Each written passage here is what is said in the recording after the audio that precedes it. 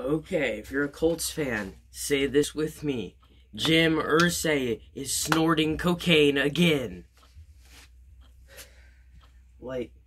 Okay.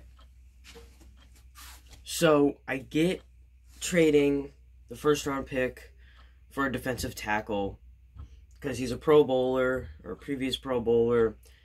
He's only 25.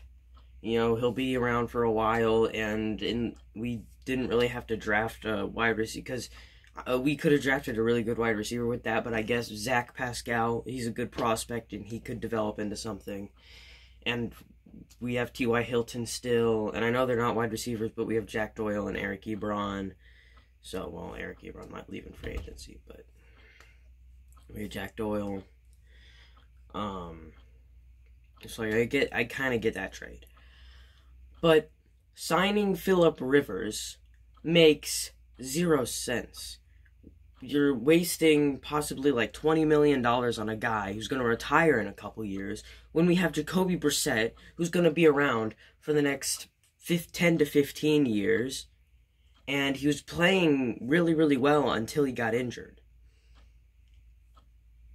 And you're just giving up on him way too freaking early. And by signing Phillip Rivers, you are showing him that you're giving up on him, and therefore he's going to leave when he hits free agency if we don't do something. And what has Phillip Rivers done? Lead the Chargers to mediocre playoff runs, mediocre records. I mean, when's the last time the Chargers were good? They haven't been good in the past 5 years. What the heck is wrong with my pocket? They haven't been good, and I know you're going to say, well, they beat the Colts opening the first win week 1.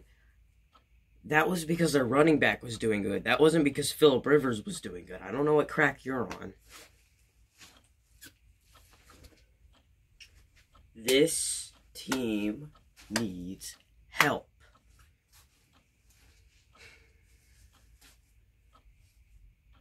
And what I'm hoping will happen is even if we sign Phillip Rivers, I'm hoping that when he performs bad, and he is going to perform bad, and it's not going to make our team good, I am hoping that Frank Reich will bench him and let Jacoby play.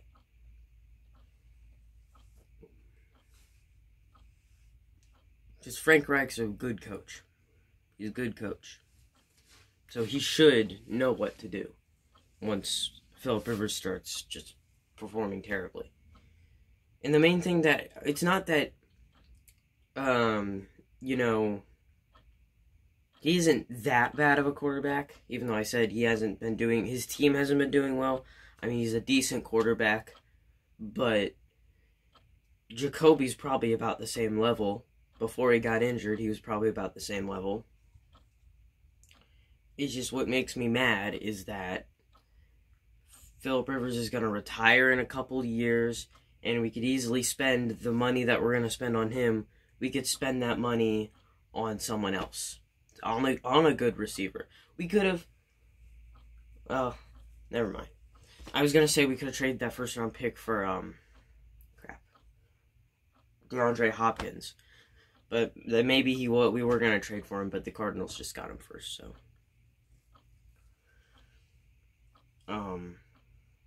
If the Colts do sign Phillip Rivers,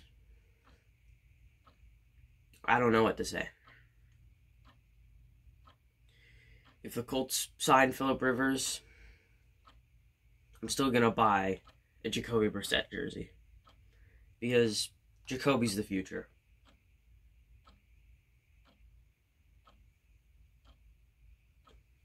And I'll tell you this right now, if Phillip Rivers starts whining and stuff like that, Quentin Nelson's just going to let every defensive lineman through to sack him. Quentin Nelson and Anthony Costanzo, they just won't even try to protect him.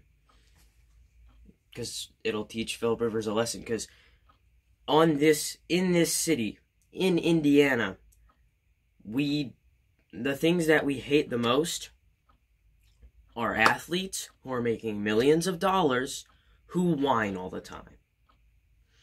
We supported Reggie Miller because he was a hard worker and he didn't whine. We supported Peyton Manning because he was a hard worker and he didn't whine. We supported Andrew Luck because he was a hard worker and he didn't whine. We support T.Y. Hilton because he's a hard worker and he didn't whine. Victor Oladipo, hard worker, didn't whine. And it probably also helps that he's Catholic because a lot of people in Indiana are Catholic. But, you know, a lot of people didn't like Ron Artest, mainly because he, you know, was kind of dirty. He was kind of a dirty player for the Pacers. So some people didn't like him. I mean, that's why the Pacers and the Colts usually sign guys that don't whine and have a good, you know, history, usually, because they've learned that in Indiana you just don't do that. And once Phillip Rivers starts to whine and cry and, you know, just starts acting bad, no one's going to support him no matter how good he does. The Pacers, the reason, at least me as a fan and a lot of my friends who are Pacers fans, once Paul George started, you know, blaming the team's performance on Lance Stevenson or C.J. Miles or Monta Ellis or, you know, Miles Turner, you know, once he started blaming it, I think the only person he blamed was C.J. Miles and Lance Stevenson during that playoff against the Cavs.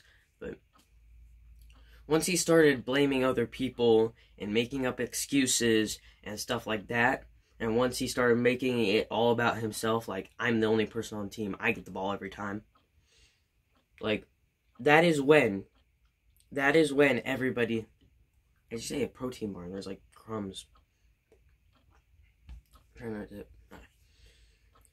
Once he started, you know, blaming it on everybody, I don't know why I keep on doing this, but once he started blaming it on everybody else and blaming it on the team, nobody supported him anymore. Nobody wanted him anymore, so we traded him. Because he wanted the trade also. It would have just left in free agency. And nobody supported him anymore. And I know you're going to say, well, Victor says that, you know, he should get the ball, and he should get the ball whenever it's a close game. You know, he needs to have the ball in his hands whenever it's that. Yes, the reason is because he has proven that he is a clutch shooter. Victor Oladipo has made more clutch shots in his first season with the Pacers than Paul George did in all of his 7 years with the Pacers. That's why he's allowed to say that. And also, because whenever he has a great game, he compliments his teammates. If you go, I saw this one picture, I need to find it again. If you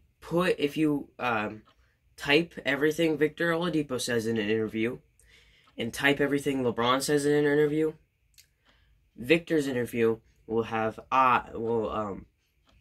us, we, my teammates, others, and the LeBron's interview will have me, I, mine. The reason Victor's allowed to say stuff like that is because normally he gives credits to his team. He gives credit to his teammates, and he's nice to people, and he doesn't act like a jerk. Paul George acted like a jerk.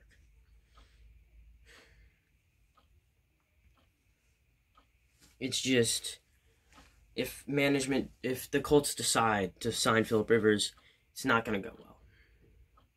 We're not making the playoffs. We're not going to go to the Super Bowl. We're not even going to make the wild card game. We'll probably have like a 4-win season, maybe 5-win season.